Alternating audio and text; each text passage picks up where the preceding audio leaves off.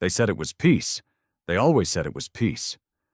For 50 years, humanity played along, smiling at their condescension, bowing before their bloated bureaucracy, and sitting quietly in the back of the Galactic Council chamber while the older, more enlightened species made decisions that always somehow pushed Earth last. We signed their charters, translated our laws to match theirs, and even gave up our best scientists to help build that cursed interstellar accord. But the truth is, peace is just war with prettier lies. It started small: trade limits, red tape, sanctions over cultural aggression. Words, just words. But then came the quotas, the restrictions, the colonies that mysteriously lost support, the accidents in mining zones. And still, we swallowed it. Earth kept sending diplomats, kept extending hands, kept pretending we were equals in a council that never saw us as more than useful savages. Then they touched our children. It was a research outpost on Proxima 3, non-militarized, civilian-run, mostly families. When the Threk Dominion accused us of illegal nanoweapon testing, the Council didn't investigate. They sent a containment order. No warning. No debate. 17 human families. Gone. Vaporized in a silent flash of Council-sanctioned cleansing. The Council called it a necessary action. President Corvin, our elected voice, stood in that chamber with a dead child's photo in his hand and demanded justice. What he got was laughter. 1,000 voices hissing their amusement through scaled lips and clicking jaws, their translator boxes butchering our grief into cold neutrality. When he shouted, really shouted, the way only a father who's seen too many coffins can, security drones dragged him out. That image played on every feed across the Terran systems. A human leader, silenced mid-scream while the Council continued their agenda. And that was the moment it broke. Not for our politicians, not for the diplomats, but for the men on the rigs, in the hangars, in the breeding pits of asteroid belts where humans broke their backs to fuel a galaxy that never gave them a damn thing back. It broke for Logan Creed. Nobody voted for Logan. He wasn't a general or a statesman.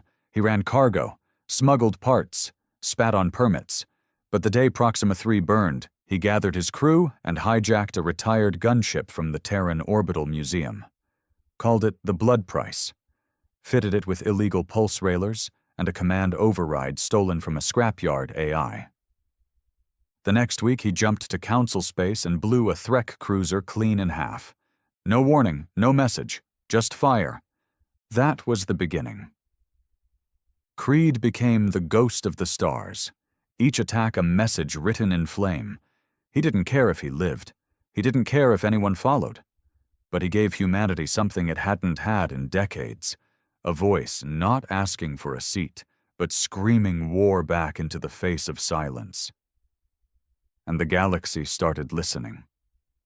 First it was a whisper. Humans are dangerous again. Then it turned to fear. The Council tripled patrols in Terran sectors. Too late. Because by then, humanity had already stopped pretending. Factories turned silent. Trade routes collapsed. Civilian ships vanished, only to return with scars and stories. No more patience, no more diplomacy. The Blood Price was just the first. The Blood Price didn't just light up a Threk cruiser. It ignited something far more volatile. Rage, memory, pride. All the things the Council thought it had scrubbed clean from Earth's soul came roaring back like a firestorm. The moment the footage hit the net, grainy video of a massive, sleek gunship bursting from warp and carving a warship in half with 2 precision rail shots, the Terran worlds exploded. Not in fear, but in celebration. A man, a human, had struck back. Creed's name was being whispered in bars, screamed in streets, painted on walls in shattered mining colonies and orbital junkyards. Logan Creed lives. We remember Proxima. Blood for blood. And for once, Earth's silence ended. The Council issued a formal condemnation, of course. They always did. Threatened sanctions, embargoes, disciplinary war tribunals, terms that meant nothing anymore. For the first time in a century, humanity didn't flinch. Earth Command didn't respond. The President didn't hold another teary speech. There were no apologies. Just static. Just silence. And silence, in the eyes of the Galaxy Council, was war. In the black of space, far from the marble towers of the galactic spire, the rules changed fast. Creed knew that. His ship, once a polished museum piece, was now a hybrid beast of fury. Patched armor, stripped down AI, hull scars painted over with kill counts. His crew? Not soldiers. They were engineers, smugglers, miners, men with nothing left but anger and a skill set forged in the underbelly of the Terran grind. Elias Stroud, mechanic from Ceres, a quiet man who once fixed Council freighters, now built illegal energy disruptors from scavenged debris. Roderick Kane, a pilot who'd flown survey missions across uncharted voids, now a warhound with blood on his hands and no regrets in his heart. And then there was Rook, a teenage stowaway from Marsport, barely 16, who rewired the Blood Price's comms to blast Creed's message across 6 sectors. We're not asking anymore. Their hit list wasn't random. Every ship, every outpost they hit had ties to the Proxima 3 strike or the Council's enforcement chains. The crew called it justice. The Council called it terrorism. But to most Terrans watching from their dying colonies, it was the first time they'd seen someone hit back. And win. Weeks turned into months. Creed's campaign spread like wildfire. Dozens of freighters vanished from Council docks and showed up under new banners, Earth's banners. Pirate lords bowed out or pledged their fleets. Mercenary bands defected, dumping their alien contracts to follow the human cause. They weren't patriots. They were pissed-off men who'd had enough of pretending their species wasn't worth fighting for. And through it all, the Council underestimated the one thing they'd never understood: what humans do when cornered. They thought Creed was a spark, but he was a fuse. The shift became undeniable when Earth's lunar shipyards, thought to be decommissioned, suddenly went active. Giant dry docks lit up like old stars, hulls being laid, cannons welded on, names carved into steel by hand, old names, Independence, Furyborn, Iron Shepherd, ships built not for exploration, but annihilation. The Council sent envoys, pathetic drones with veiled threats, asking for dialogue. Earth didn't even shoot them down, they just didn't answer. And then came Kahless Station, a Council hub floating in the Avarian sector, neutral ground, filled with diplomats, trade delegates, and alien royalty. It was untouchable. No one ever attacked it. Until Creed did. He didn't destroy it. He didn't even fire a shot. What he did was worse. At 0300 station time, the Blood Price dropped from warp and released an encrypted broadcast across all channels. A feed of Proxima 3, children playing, scientists laughing, then static, then the orbital firebombing, then silence. 1 minute later, every door on Kahless locked shut, power drained, oxygen systems shut off, and a single message burned across every console. Now you know what silence feels like. Creed pulled out just before the Council scrambled ships to intercept. No casualties, just a warning, a mirror. It was the move that flipped the board. Suddenly, the narrative shifted. News feeds that once called Earth unstable now asked if the Council had gone too far. Lesser races, once terrified of crossing the Tri-Flag Alliance, began to whisper support for humans. Some offered resources, others offered sanctuary, and a few asked how they could help burn the Council to the ground. Creed didn't want allies. He wanted reckoning. But the president, old Garrison Hale, saw the storm coming. He was no coward. He'd been silent long enough. He issued Earth's first open declaration in over 100 years. We are no longer subject to council law.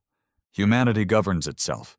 Any attack on a human colony will be met with full retaliation. The message ended with one sentence that echoed through every corner of space. We remember Proxima. The Council declared war the next day. Their fleets were vast, their technology superior, their strategy brutal, but they forgot one thing. Humans don't fight clean. We fight to win. We fight to bury our dead and make sure the ones who did it never sleep again. In the first month of war, Earth lost 12 colonies, but for everyone taken, the Council lost 4 ships, sometimes 5, sometimes entire convoys, because Creed wasn't alone anymore. Blood Price became a symbol, but now there were others.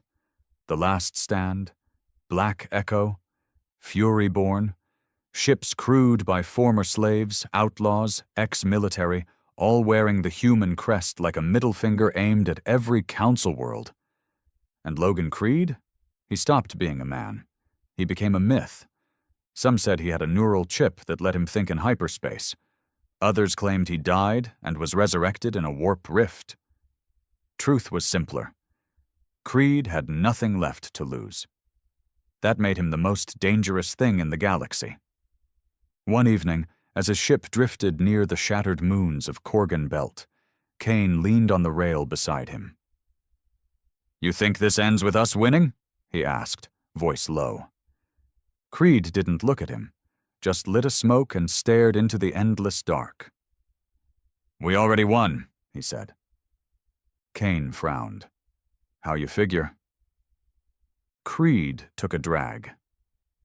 Exhaled. Because they're scared. For the first time in centuries. They're scared of humans again. He was right. The Council's elite worlds were on high alert. Patrols doubled, civil unrest rising. Even their own races began questioning the truth behind Proxima. Questions became doubt. Doubt became dissent. But that chance was long gone.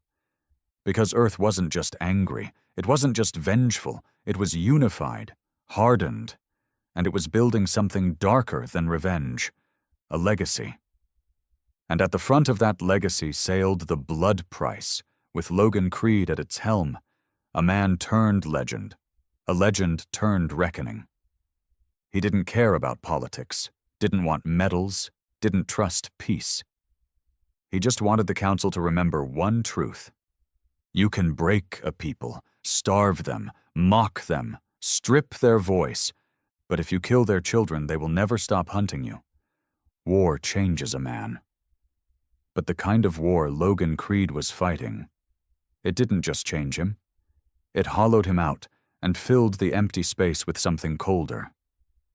By the 3rd month of open conflict, human losses had climbed past 30,000. Civilians, colonists, fighters, kids. It didn't matter. The Council's war engines didn't discriminate. Neither did their orbital strikes. They leveled entire domes just to root out one freighter crew that once traded with the Blood Price. But with every crater they left, 10 more Terrans picked up a gun. Creed wasn't leading an army. He was lighting a fire and watching it spread. Every supply raid, every patrol ambush, every planetary blockade he cracked open, it all fed the machine. Earth's black markets became war zones. Shipyards started operating in shifts around the clock. People who'd spent their lives scavenging scraps were now building torpedoes by hand. But not all of it was glory. There were times Creed sat in the captain's chair, lights dimmed, staring at his own reflection on the black viewport. He didn't speak, didn't smoke, just sat there, watching the stars like they owed him answers. The man who had nothing left was now the man everyone followed. And that weight wasn't pride. It was pressure, the kind that cracked bones from the inside out. Cain saw it. So did Elias. But nobody said a damn word. Because they needed him. And maybe, deep down, Creed needed this war more than anyone. Rook, the kid from Marsport, had started keeping track of the blood price's kills. Not just numbers, names, ship IDs, casualty estimates, council species confirmed. He painted them on the mess wall in red ink. The wall stretched the length of the lower deck. People stopped calling it a wall. They called it the debt ledger. By week 12, the blood price had destroyed or crippled 22 confirmed council ships, 5 orbital stations, and intercepted 18 weapon convoys. But one mission stood out, changed everything. Creed got wind of a secret convoy, council flagged, carrying non-disclosed diplomatic cargo through the Dark Veil sector, a dead patch of space with no known colonies or jump gates. The kind of place you send secrets to disappear. Elias ran the scans. Cain plotted the intercept. Creed just nodded. "We take it, no survivors." That wasn't new. But something about how he said it, it wasn't strategy anymore. It was personal. The ambush was textbook. Creed's team disabled the lead ship with EMP mines, then dropped the blood price out of warp directly above the escort wing. No time for them to scatter. Pulse cannons fired first. Ion blades followed. It was a massacre. Silent. Efficient. But when they boarded the main freighter, they didn't find weapons. They found cages. Dozens of them, each one holding a child. Human. Some were crying, some weren't moving. Elias froze mid-step. Cain cursed and looked away. Even Creed, who'd walked through blood so many times, stood still for a full minute. "They're trafficking us," Rook whispered from the rear. His voice cracked. "That's what the diplomatic cargo is." Medical logs confirmed it. The council had been rounding up children from frontier colonies marked as missing or evacuated. Labels lied. They weren't missing. They were taken, experimented on, sold, re-educated. To the council, they were lab meat. To Logan Creed, they were his final line. When he walked back to the bridge that day, he didn't say a word. He just opened a fleet-wide channel. No encryption, no code. He spoke directly to every human system, every council ear, every neutral feed. "They don't see us as a race. They see us as material. That's not war. That's extinction with paperwork. We're done asking. We're done bleeding politely. They took our homes. They took our voices. Now they're stealing our children. This isn't about freedom anymore. It's about survival. Every ship that flies council colors from this moment on is a target. No exceptions. No diplomacy. You work with them. You die with them. We are the reckoning they earned." The feed went dead. 10 hours later, the blood price led a strike on the slave yard at Varnus Prime. 3 council garrisons annihilated. Over 200 human children freed. That was the day the first real fleet was born. Dozens of rogue ships scattered across the stars suddenly aligned. The Terran Retaliation Front, TRF, wasn't a government. It wasn't even a military. It was a cause. Each ship self-governed, but all followed Creed's broadcasts like scripture. His voice became the war horn. His coordinates became their orders. And the council? They were no longer mocking humanity. Now they were afraid. Meetings turned into emergency sessions. Alien races who once flaunted their disdain for Earth started beefing up their home defenses. Drones patrolled their skies. Children were pulled from off-world academies and shipped back home. Council warlords began hiring private militias, many made up of humans, ironically, just to protect their own vessels. But fear bred desperation, which is why they sent their enforcer. His name was Commander Velrax, half cybernetic, part of the Norax species, born in gas chambers and built for attrition warfare. The Council didn't send him to parley, they sent him to execute. He showed up in the new Lyra system with a flagship the size of Earth's old moon bases, and a message. Logan Creed is to be handed over. Anyone caught aiding him will be annihilated, without trial, without delay. Earth is not exempt. He burned 2 Terran-aligned colonies before Creed even responded. And when Creed did, he didn't do it with words. He targeted Velrax's supply route. 6 TRF ships ambushed his resupply freighter convoy near the Bleeding Nebula. Not one transport survived. Velrax responded by launching drones to Earth's moon. Creed responded by boarding one of Velrax's forward scout ships and leaving a single survivor with a message carved into his armor. Blood for blood. Creed lives. The war was no longer between nations. It was between ideologies, between submission and fire. And as Earth bled, it also built. Mars, once a dying terraformer graveyard, had become a forge, crafting weapons that didn't exist on any chart. Saturn's rings now hosted stealth shipyards, powered by hacked alien tech. Even old Earth, scarred and weathered, began training new generations of warriors who didn't learn peace in textbooks, but vengeance in flame. Still, Creed knew the day was coming when they'd face Velrax head-on, and deep down, he knew he might not survive it. He didn't care. He just wanted one thing: to be the last thing Velrax saw before everything he believed in burned to ash. By the time the Terran Retaliation Front launched its 100th strike, Logan Creed had stopped counting. The numbers didn't matter anymore. Names didn't either. Only results, only impact. Each system they destabilized, each convoy they crushed, each slave yard they razed, those were the victories that spoke louder than any council decree ever could. But there was a cost, and it was stacking up fast. Humanity had gone from scattered victims to the most unpredictable threat in the quadrant. But with that title came a shadow. Not every ship bearing the Earth crest played by the same rules. Some captains didn't wait for Creed's call. They struck targets he never sanctioned. Civilian transports, border stations, even neutral trade posts. He'd started something powerful. But now it was evolving beyond him.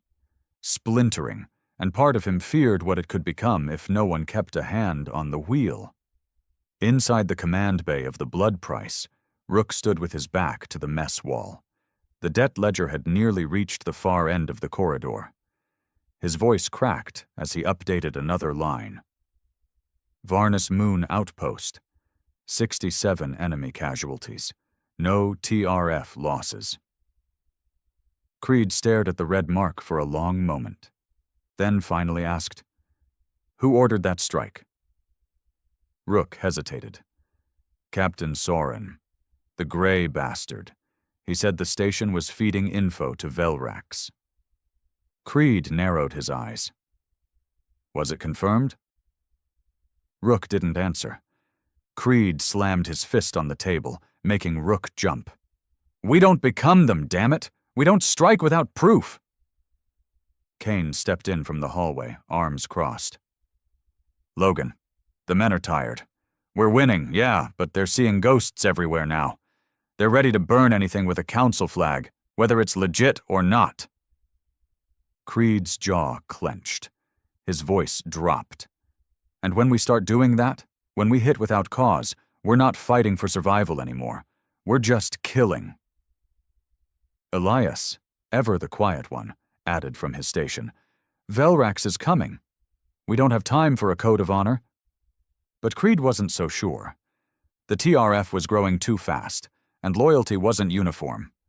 Some crews followed Creed like he was a prophet. Others saw him as a stepping stone, a symbol to rally behind while they advanced their own wars. And now Velrax was using that chaos against them. Council drones intercepted a rogue TRF vessel called the Stormhound, caught executing prisoners from a surrendered Threk ship. That footage hit the networks within hours. Creed's name was attached to it. Publicly. That same day, 3 minor alien factions pulled their silent support from Earth. Supplies dried up.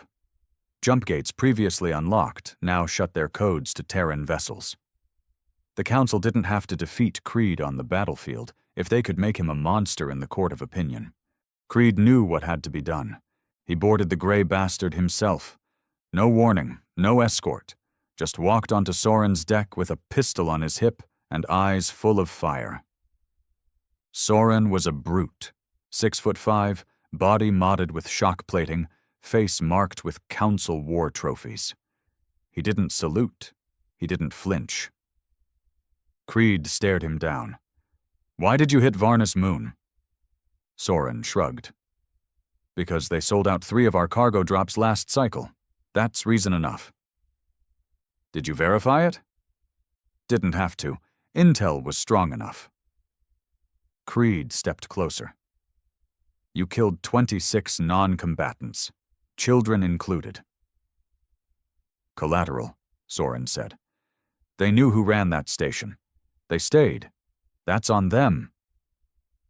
Creed didn't hesitate. He drew his pistol and shot Soren through the skull in front of his entire crew. No speech, no warning, just execution. Then he turned to the rest of the men, voice low, steady, and cold. "We are not savages. We're soldiers. We hit them because they killed our kids, not because we enjoy the blood. This question mark. This is what happens to anyone who forgets why we started." He walked off the ship in silence. That broadcast went viral across the TRF. Creed's message was simple. "This war is about justice, not chaos. If you dishonor the cause, you'll answer to me personally." Some captains defected that day, branding Creed a tyrant. Most stayed, and the movement grew sharper. Meanwhile, Earth's government, such as it was, had turned quiet. President Hale, once the voice of Terran diplomacy, had gone underground. The Council placed a bounty on him so high it collapsed 3 outer economies. No one knew where he was. Some claimed Creed was protecting him. Others whispered Hale had given Creed full authority to lead all Terran operations, military and civil. The truth? Creed didn't need orders anymore. He was orders. Still, one message pierced the noise. It came encoded from Europa's deep ice core labs, a stealth tech project Creed hadn't heard from in over a year. The message was brief, marked Priority Black. "New weapon completed. Requires direct retrieval. Must not fall into Council hands." Attached was a single schematic. The Wraith engine. A prototype ship. Half-organic.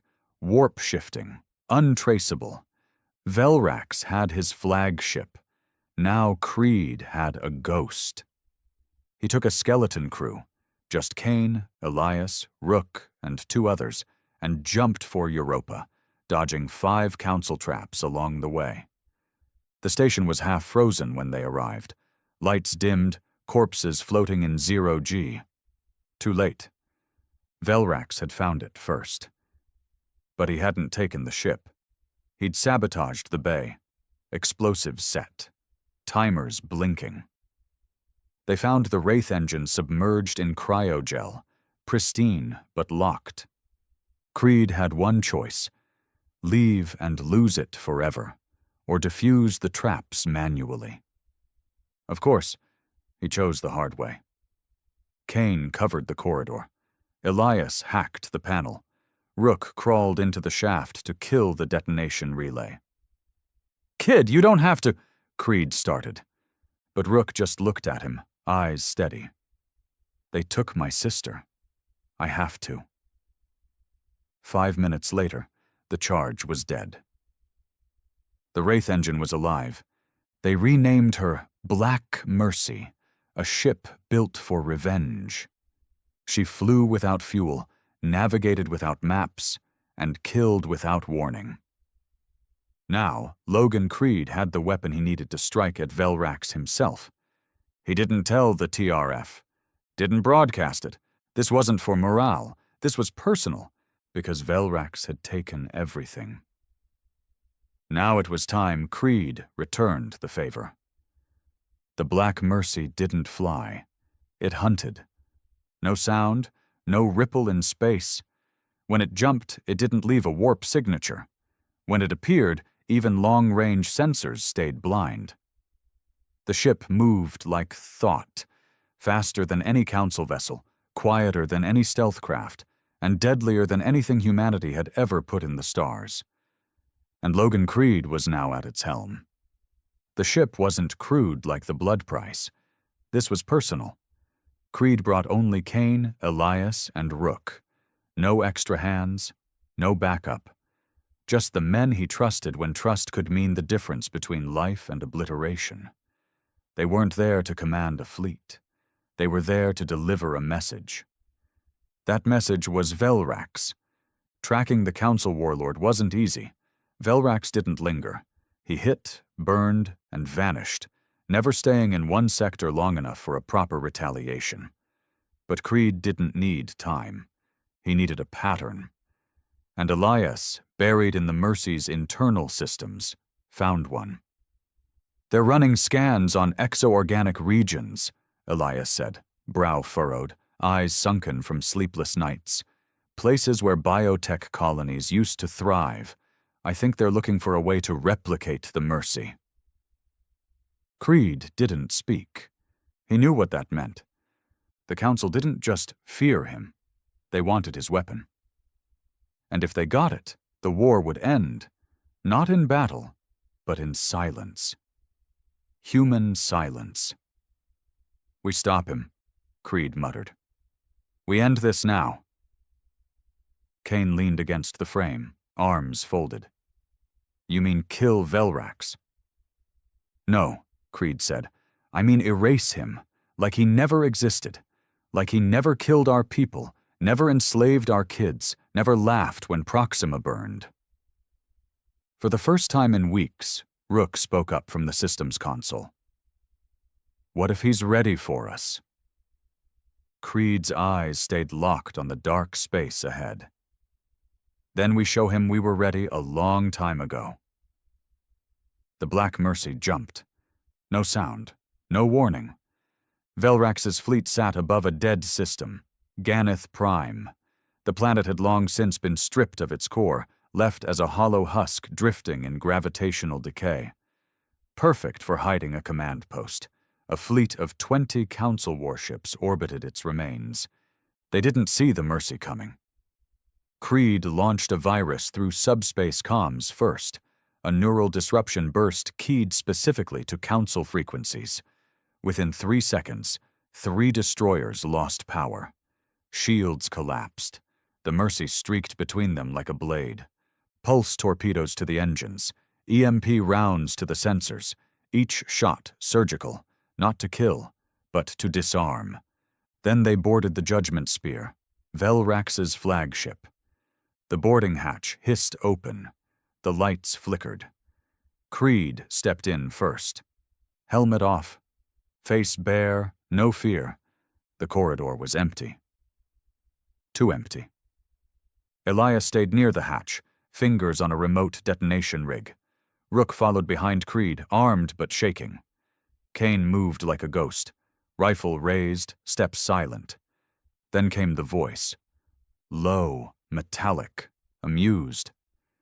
"You finally came, Logan Creed." Velrax. His voice echoed through the ship's comms.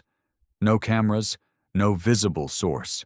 Just his voice and the hum of a ship preparing for something unholy. "I've waited for this," Velrax said. "Not because I feared you, but because I wanted to see if the legend matched the man."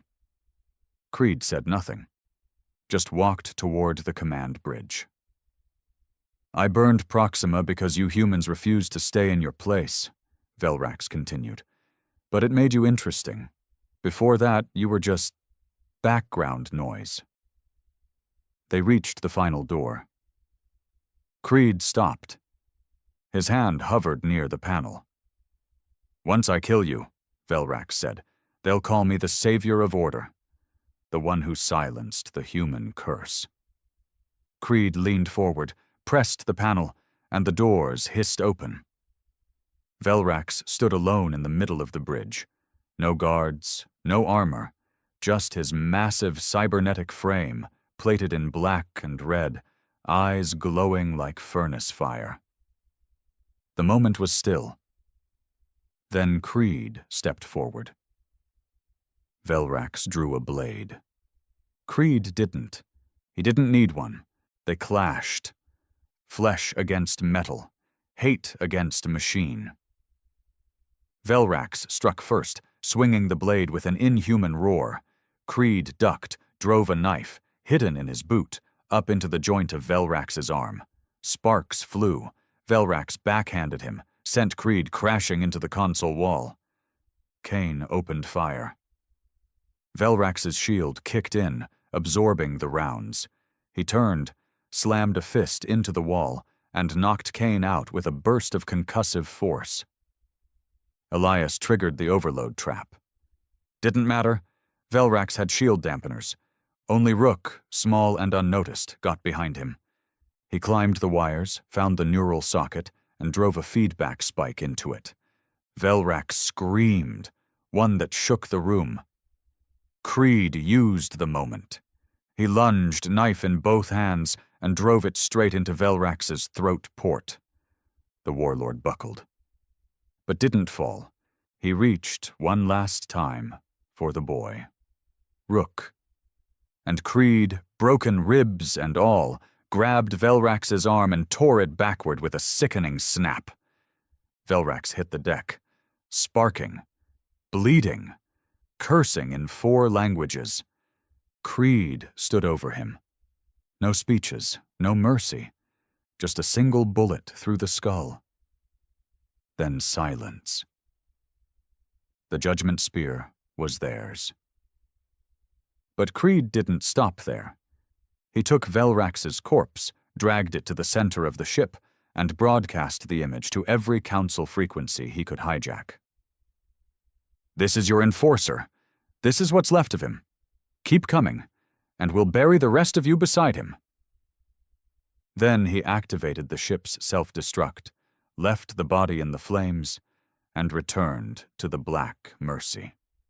As they jumped away, Kane stirred, blood trickling down his temple. "You did it," he said. "You killed the Council's hammer." Creed didn't answer. He just looked out the viewport, into the stars, and whispered to himself, "Not yet." Because Velrax was just one head of the beast, and the Council had many more. Velrax was dead. And for 72 hours, the galaxy held its breath.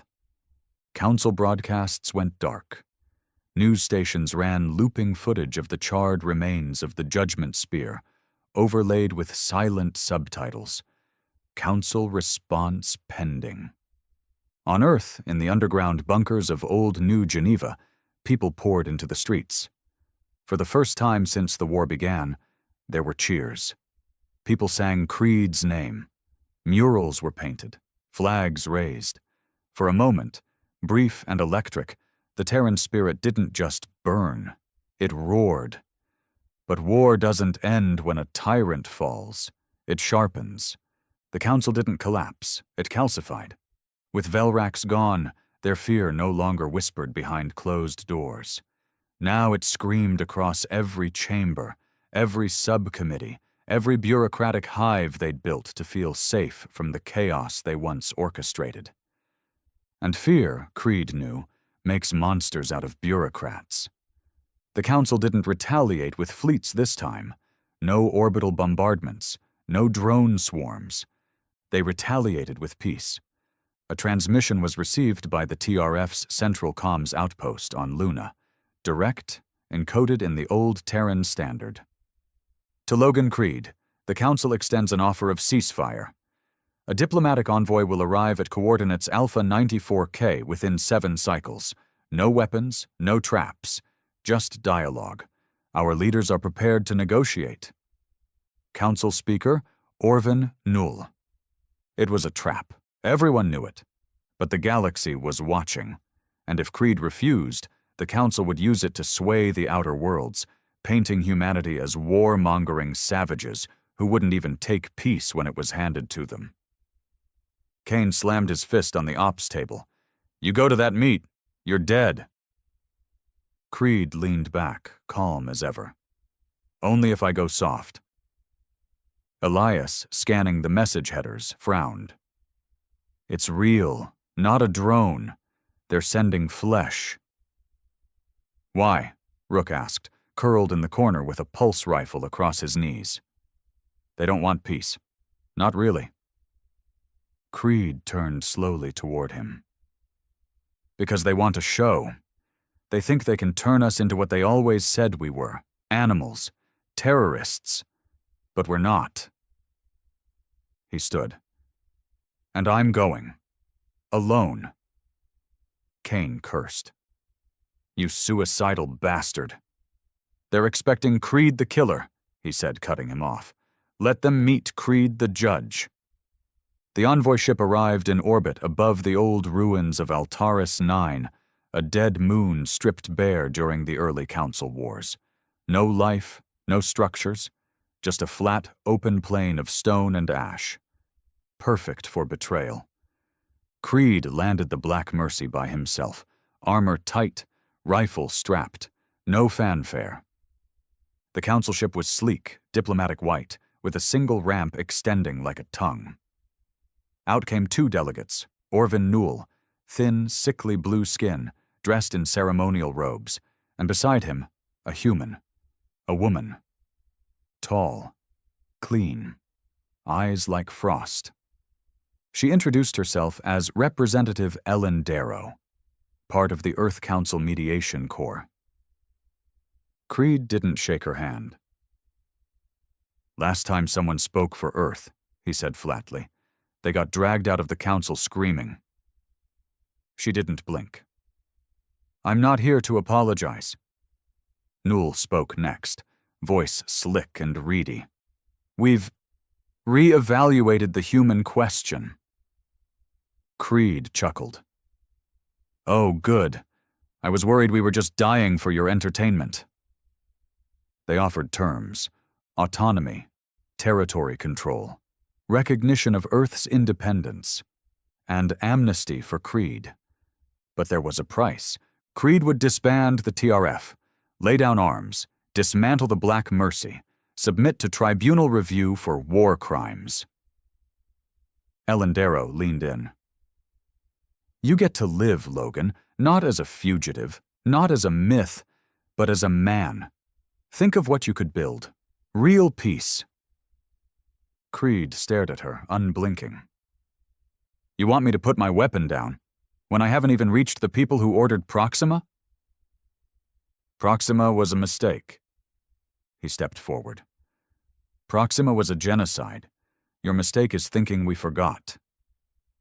Null's face darkened. "Then we have nothing further to discuss." Creed turned away, stopped, and then glanced over his shoulder. "There's a saying we have back on Earth. Never negotiate with the people who lit the match while you're still pulling bodies from the fire." He walked off the field. The ceasefire collapsed before the day ended. 3 Council-aligned border worlds declared martial law. TRF ships came under immediate attack in the Helios Belt. A Council fleet attempted to breach Mars' orbit under the pretense of security inspections. Creed responded the only way he knew how: with fire. The Blood Price, Black Mercy, and 12 Allied ships jumped to the Helios sector. They cut the Council patrols into slag. No survivors, no messages left. Just a new warning, burned into the hull of one remaining lifeboat. Peace without justice is surrender. And back on the Black Mercy, Creed stood at the war table, surrounded by the ones who hadn't left him. Kane, Elias, Rook. "Send a message," Creed said. To every TRF captain, every human stronghold, every independent faction still listening. He looked up. The Council wants peace on its terms. We'll give them war on ours. He paused. We no longer fight for survival. We fight to make damn sure they never forget why they should have left us the hell alone. He looked into the black beyond the viewport. And we don't stop until their council is ash. The Council believed that war had rules. Even as systems burned and fleets crumbled, they clung to their ceremonies, their charters, their polished diplomatic lies. They thought if they called it containment or retaliation, it would stay clean, controlled. But humans weren't playing by Council rules anymore. And Logan Creed had never been interested in pretending. After the false peace talks on Eltaris 9, the Terran Retaliation Front mobilized across all sectors. Not in scattered raids or freelance strikes, this was organized war. Human-made AI launched coordinated attacks on Council data networks. Anti-warp traps were seated in high-traffic zones, cutting off trade and paralyzing civilian systems. And Creed? He was planning something worse. It started with a whisper. Project Seraphim. Only Cain and Elias knew the full scope. Hidden deep in the remnants of Titan's lower bunkers was a shipyard never listed on any TRF registry. Built under the crust, powered by volcanic vents, and surrounded by a black wall defense grid, it had one purpose: to house Earth's doomsday option. Not a weapon of mass destruction. A message. Written in blood. The Seraphim-class dreadnought wasn't designed for battle. It was designed for one strike, a symbolic slaughter that no alien eye would forget. And the target wasn't military, it was sacred. Corvex, the Council's ceremonial capital. A planet untouched by war for 3,000 years. The place where laws were written, where treaties were born, where peace was worshipped like a god. Creed wanted to burn it, not for tactics, for memory. You hit Corvex, Cain warned, and this war never ends. Creed stood in the hollow bridge of the unfinished dreadnought, staring at the blueprint lines projected in red across the walls. It's already never ending, he said. Might as well make the pain permanent. Elias, running final diagnostics on the propulsion core, didn't even argue. He just muttered, "This will mark us forever. No going back." Creed's face was hard. Cold. Good. He named the ship Crucible. And once it was ready, he didn't tell the TRF. He launched with a ghost crew. AI-piloted systems, black-coded nav patterns, and one final override key in his palm. The Black Mercy escorted him halfway, then peeled off. Cain stayed behind to hold the TRF together. Rook begged to come. Creed refused. "If this works," he said, "you'll be needed more than I ever was." Then he was gone. The Crucible jumped into Council space alone. 3 ships tried to intercept. None returned. The approach to Corvex was quiet. The Council scanners never saw it coming, cloaked under sub-quantum field distortions designed by Elias himself. A trick Creed had stolen from the Council's own failed dark matter research. The Crucible didn't fire weapons. It spoke. Before impact, Creed hijacked every transmission band in the sector, every frequency, every device. The message was raw, unfiltered, his voice unbroken. "This is Logan Creed. Earth remembers. You killed our children, burned our colonies, mocked our grief. Now you'll remember us, not as allies, not as victims, but as the fire that finally made you bleed." Then the Crucible dropped from orbit. It hit the planet like a divine hammer. No laser, no torpedo, just kinetic fury, a dreadnought moving at superluminal momentum, crashing into the heart of the Council's most protected sanctuary. A single ship, A single strike. But when the dust cleared, the capital was gone. Not crippled. Erased. Over 1.3 million dead. Not just soldiers, diplomats, advisors, high counselors. And the world watched it all in real time. Some screamed genocide, others called it balance. But all agreed on one thing. Humanity had done the unthinkable. The council fractured within hours. Species that once stood united began pointing fingers. Some pulled out of the alliance entirely. Riots erupted on high-born worlds. Military governors turned against their own leaders, demanding an end to Earth's provocation, while others begged to sue for peace. And in the TRF? There was chaos. Half celebrated Creed as the man who finally made the council bleed. The other half, moderates, diplomats, tired captains, accused him of betraying the cause. Kane, holding the fragile threads of leadership in Creed's absence, stood before a fractured war council aboard the Blood Price.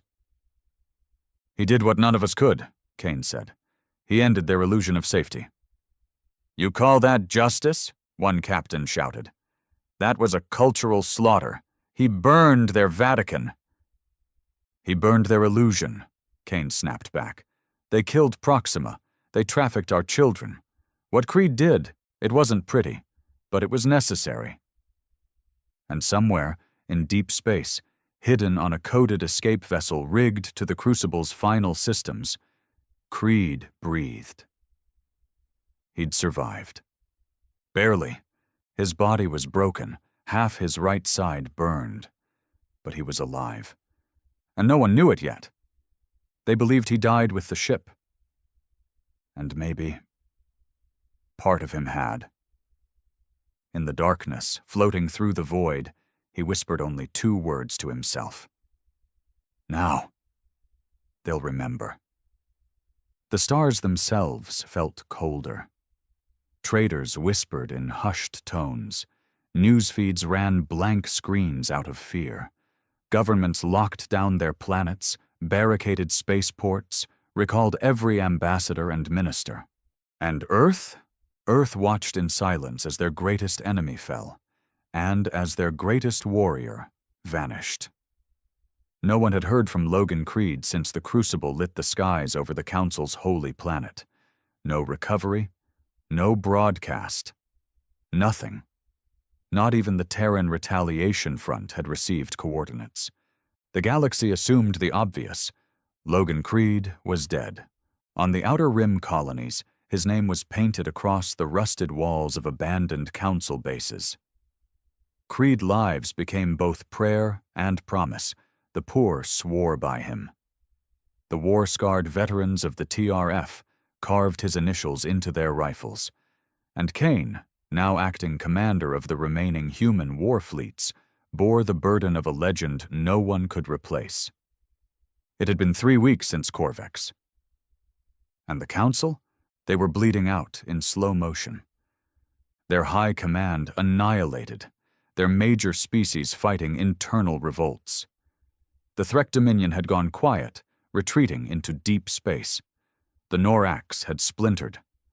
The core worlds no longer answered to a central voice. The power that once dictated Earth's fate was now hiding in bunkers, pointing fingers at each other. Still, some believed humanity had gone too far. Council sympathizers across neutral systems demanded tribunals. Justice. A new interstellar order. They called for Earth to surrender Creed's lieutenants, to be held responsible for Corvex, to stand trial for war crimes. But there was no one to surrender. No Creed to place in chains.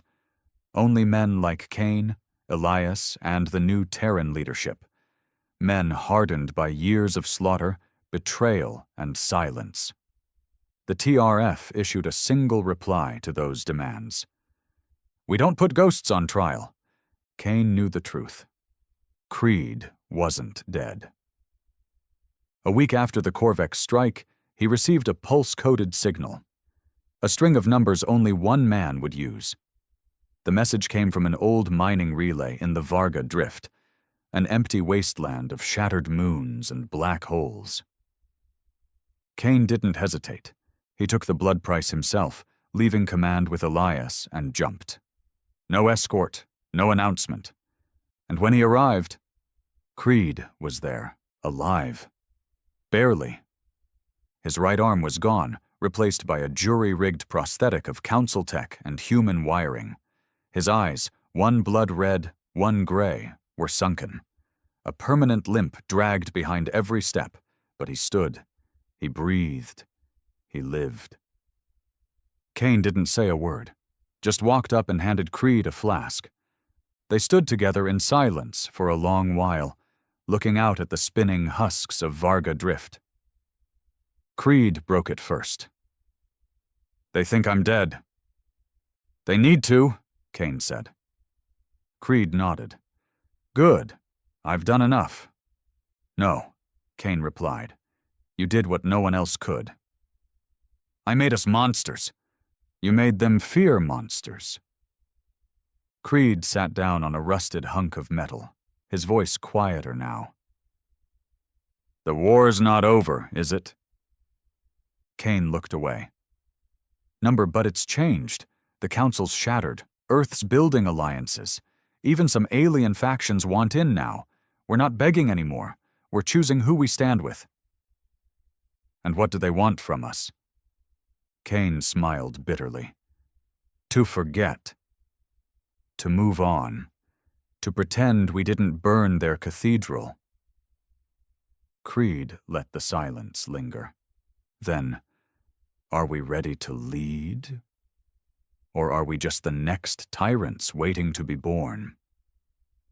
Cain didn't answer, but they both knew the truth. That was the price of survival, of revenge, of breaking the leash that held Earth down for centuries. Victory didn't mean purity. It meant pain, and it meant choices. Creed rose slowly. Every joint screamed. Every memory burned. "I'm not coming back."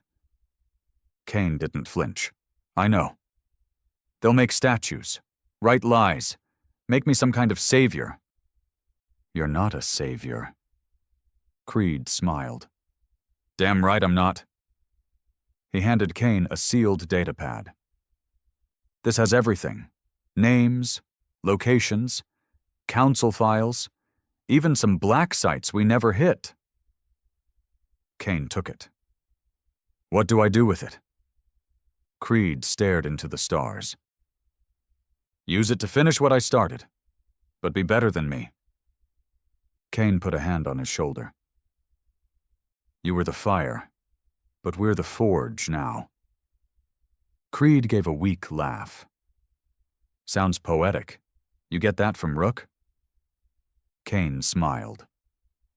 "Kid's writing speeches now. Thinks he's some kind of historian."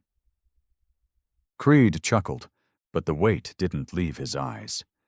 Cain knew this was the last time they'd see each other. Creed climbed aboard a stolen scout vessel, patched in a hidden jump drive, and set the coordinates to nowhere. Before the door closed, Cain asked the question that had haunted him since Corvex. Did it feel like justice? Creed didn't look back. "No," he said.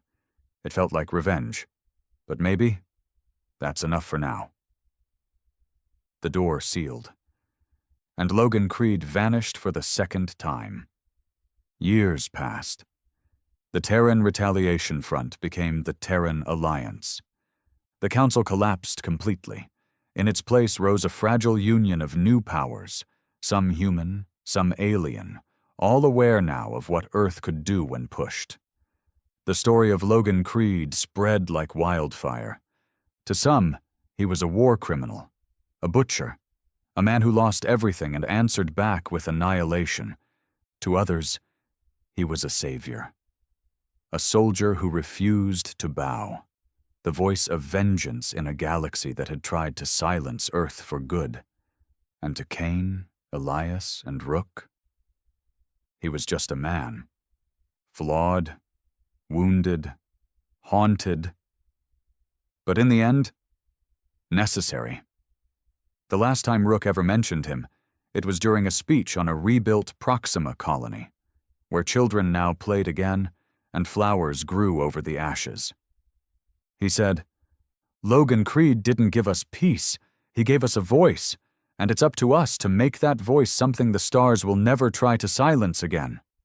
And far away, in a nameless corner of space, an old ship drifted. Inside, a man watched stars blink into the void. He didn't wear armor anymore. He didn't carry a weapon. But his eyes still remembered fire. And somewhere, deep in the bones of the galaxy, the Council's ghost still whispered, "Creed lives." The stars had changed, not in shape or color or number, but in how they were seen. Once they were symbols of wonder, dreams, the unreachable, but now they carried scars, memories scorched into the void. Some called it the era of fire, others the reckoning cycle, but most just called it after Creed. 10 years had passed since the fall of Corvex. Earth had rebuilt, not in the image of its old, broken past, but something new. The Terran alliance was not perfect. It was not gentle, but it was respected, feared even. No longer the planet at the end of every joke, no longer the servants of ancient species, no longer a footnote in galactic policy. Earth had earned its name in blood. Rook, once a war-torn stowaway, was now a counselor on the Terran High Assembly. He wore no medals, refused official portraits, and only spoke when it mattered. But when he did, planets listened. Kane had stepped down 2 years prior, not from pressure, from fatigue. He'd fought too long, carried too much. He now lived in the green valleys of Terra Nova, planting crops in soil that once fed on ash. People still visited, hoping for stories. He gave them silence and a look that said, "You don't want to know the truth." And Elias? He vanished shortly after the armistice was signed with the newly formed Outer Ring Coalition. Some said he joined a monastery on a cold moon. Others believed he returned to the Black Labs to build something the galaxy hadn't seen yet. But one fact held true. None of them ever spoke Creed's name in public again. He had become too big, too sacred, too feared. The children born in the wake of his war grew up hearing both sides. Some textbooks painted him as the embodiment of Earth's pain, raw and righteous. Others called him a warning, a monster created by neglect and betrayal. But none denied his impact. No child in the galaxy didn't know the image of Creed standing on the judgment spear, gun in one hand, council blood on his boots, and that look, the one that said he hadn't come to speak, but to end. Even Corvex, rebuilt from ruins by alien hands, bore his shadow. A monument, unauthorized, illegal, was once erected on the edge of the new city. Just a metal plate. No face, no name, just 2 words etched into the base. He remembered. It was torn down within a week, rebuilt the next night, torn again, rebuilt again. They stopped trying. But the galaxy had moved on. Wars ended. Treaties signed. New factions rose. And somewhere, far beyond the mapped sectors, a small, unremarkable moon circled a dying star. On that moon, deep beneath its crust, a bunker blinked awake for the first time in 10 years. Inside it, systems reactivated. Pressure stabilized. And a man opened his eyes. Logan Creed. Older now, hair gone gray at the edges, skin marked with the faded burns of Corvex. The arm, the prosthetic, had been upgraded during his exile. Not for battle, for function, simplicity. He walked out into the pale light of the dead moon and looked up. No cameras watched. No networks buzzed. Just silence. Beautiful, unbroken silence. He smiled. Not because of peace, but because the fire was finally out. A short-range comms device embedded in the bunker console blinked green. He hadn't used it in years. It had only one recipient. A direct line. He activated it. Kane answered. He looked older, softer. But those eyes, still the same, still sharp, still ready. Creed spoke first. "How bad is it?" Kane gave a faint smile. "Not bad at all. They're scared again. But for the right reasons now. No one's trying to leash Earth anymore." Creed nodded. "And Rook?" "He's better than both of us." "I figured." There was a long pause. Then Kane asked, "You coming back?" Creed didn't answer right away. He looked out at the horizon of that nameless rock. No cities, no graves, just sky and dust. "No," he said finally. "Let the dead stay stories." Kane's face fell quiet. "You did what had to be done." "No," Creed said. "I did what I couldn't forgive." Kane sighed. "We're still trying to be better." "Good, don't stop." Then Creed reached for the kill switch on the console. Kane's voice called out one last time. "You'll always be Earth's shadow, Logan." Creed smiled sadly. "Shadows don't need statues." The line cut. The device burned itself out, per Creed's design. He stood for a while longer on that moon, the wind low, the sky red with the dying star above. But here, Logan Creed was just a man again. And in that silence, maybe for the first time in his life, he felt peace.